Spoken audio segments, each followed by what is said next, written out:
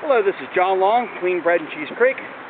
Today is March the 9th, Saturday, and I'm giving a video tour of the section of Bread and Cheese Creek we will be cleaning on April 6th from 8 a.m. to 2 p.m. as part of Project Clean Stream with the Alliance for the Chesapeake Bays and with American Rivers.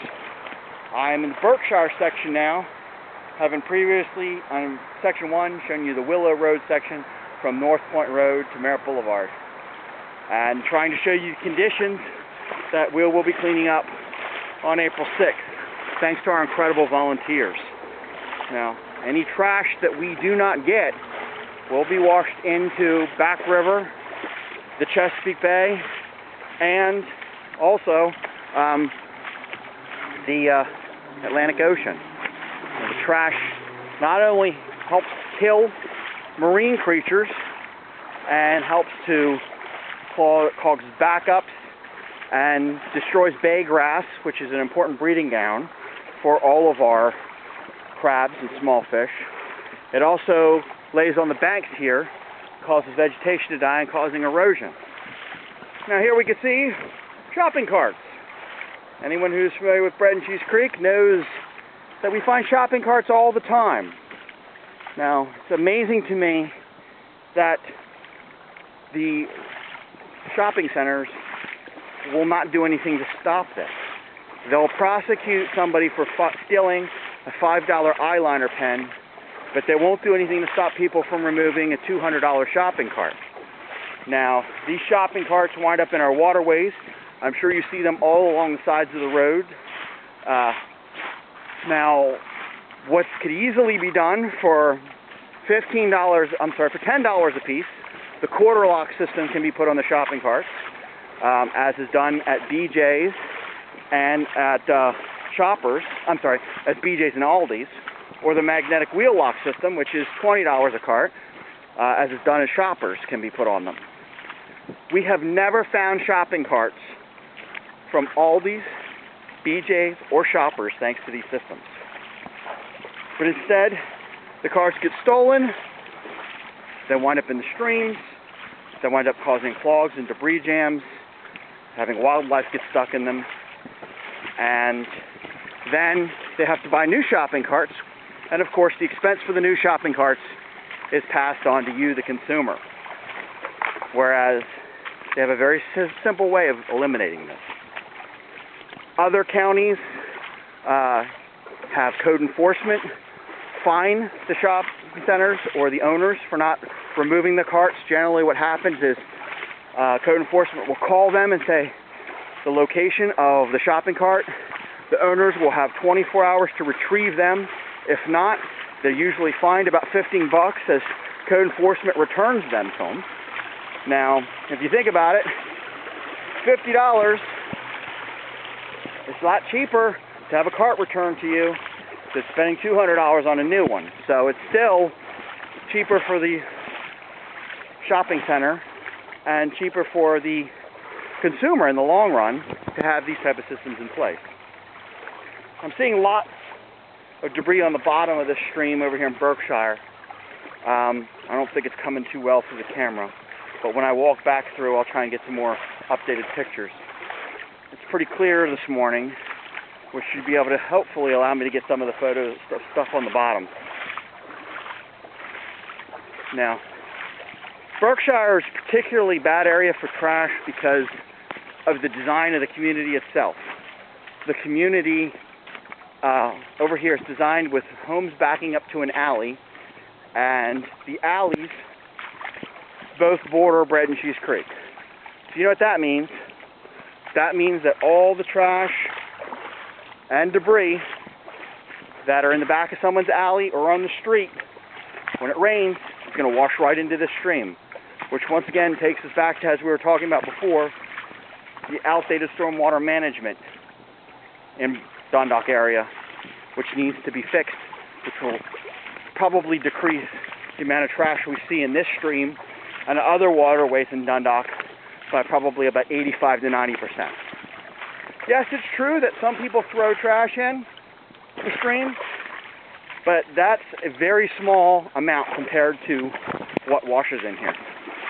take a ride behind any of your shopping centers and look at all those overflowing dumpsters, because some of the merchants don't want to pay for extra pickups, and some of the trash cans in the front of shopping centers are overflowing as well, because people want to throw trash away in the right place. But when the trash cans aren't being emptied, it builds up on top, and then a wind comes and the stuff goes into the parking lot, and then the rain comes and it washes into the stream. So I wouldn't be so quick to blame the individuals as being dirty as for the infrastructure itself being lacking. So once again, this will correct a huge problem if it ever gets fixed. This is the 5th shopping cart I've seen so far today. There were 2 on the other side.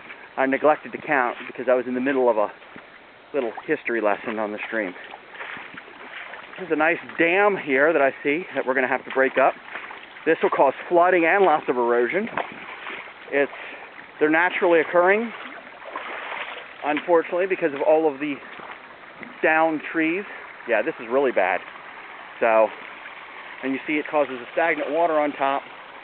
So this is going to be one of our goals. There's another thing that we do at Bread and Cheese Creek that a lot of people don't realize is not only do we remove the trash, but we remove all the fallen trees and log jams that are created. And the trees are falling because of the erosion. The erosion is caused because of the trash on the banks, which is killing the vegetation, and because these streams are not designed to handle the huge volume of water that run through them, considering that every non-permeable surface near them, which is parking lots, shopping center lots, streets and roadways, all drain directly into the stream. So it causes this stream on occasion, and we've seen it raise at least 8 foot tall.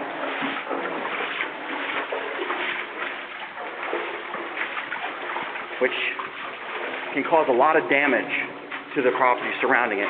And also takes a lot of sediment, which is one of the goals for reduction for health of the Chesapeake Bay, and moves it directly into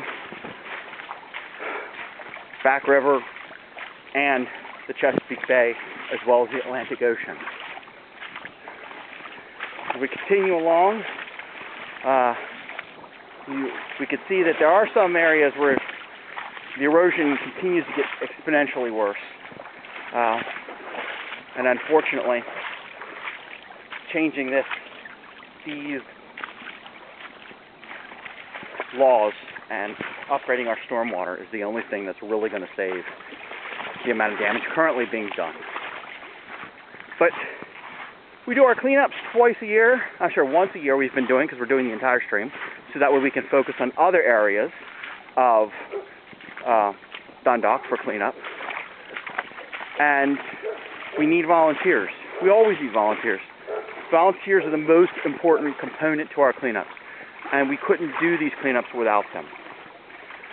We accept volunteers of all ages and ability and love them.